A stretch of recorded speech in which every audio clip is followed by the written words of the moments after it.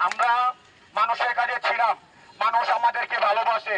আমাদের কিছু জনপ্রিয়তা দেখে, কিছু আমার জনপ্রিয়তার ঈর্ষণীয় হিংসা হয়ে আজকে আমাকে ষড়যন্ত্রমূলক মিথ্যা মামলা দিয়েছেন। মিথ্যা মামলা দিয়ে কি আমাকে দেওয়ানো যাবে? মিথ্যা মামলা দিয়ে কি আমাকে দেওয়ানো যাবে? আমি কি কোনো হত্যাকারী? না, আমি কোনো সন্ত্রাসী?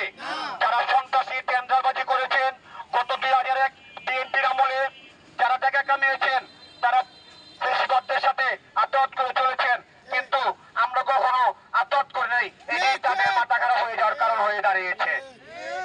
আজকে আপনারা দেখেছেন যে বন্ধুরা মানুষ আমাদের সাথে যেভাবে ছিল, যেভাবে আমাকে নিয়ে আসছেন, আমি সবাইকে ধন্যবাদ জানাই।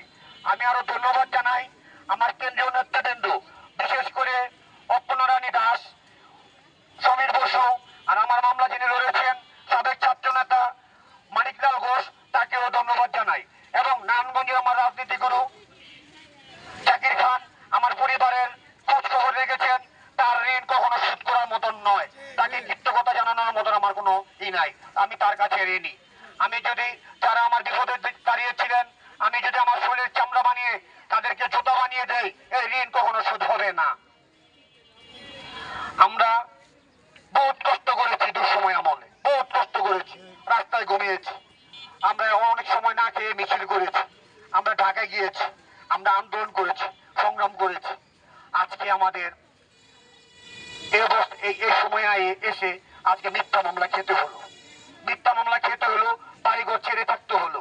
আমাদের পাশে যারা থাকেন তারাও আমাদের ভালো চান না। তারা চান না যে আমি সামনে নেতৃত্ব দিই, তারা চান না যে আমি মানুষের কাছে থাকি। মানুষের থেকে আমাকে দূরে সরিয়ে রাখতে পেরেছেন। আমি আপনাদের মাঝে আজকে এসেছি।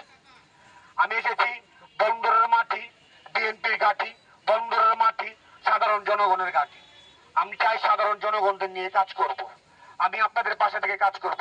আমি আপনাদের সন্তান, আমি আপনাদের ভাই, আমি আপনাদের, আমার যদি ভুল হয় সেটা আপনারা বিচার করবেন। বিচার করার অধিকার আপনাদের আছে, সেটা আপনাদের আছে।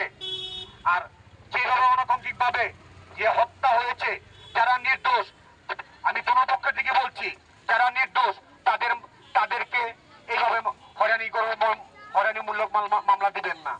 যারা নির্দোষ, দুটা স্টুডেন্ট আছে এক পক্ষের, তাদেরকে মামলা দিয়ে হয়রানি করা হয়েছে। আজকে আমরাও যে আছি, আমরাও নির্দোষ। আজকে মানুষকে বাঁচানোর জন্য কি আমরা মামলা খাবো? এর জন্য কোনো মানুষকে বাঁচানোর চেষ্টা করে না। যদি আমার কোনো ভুল ত্রুটি হয়ে থাকে, সন্তান হিসাবে, ভাই হিসাবে ক্ষমার দৃষ্টিতে দেখবেন। আগামী আমরা ষষ্ঠ সামাজিক কাজ করেছি, ইনশাআল্লাহ সৃষ্টিকর্তার কৃপায় আপনাদের নিয়ে সামাজিক কাজ করে যাব। আমরা ভয় করি না, ভয় করব না।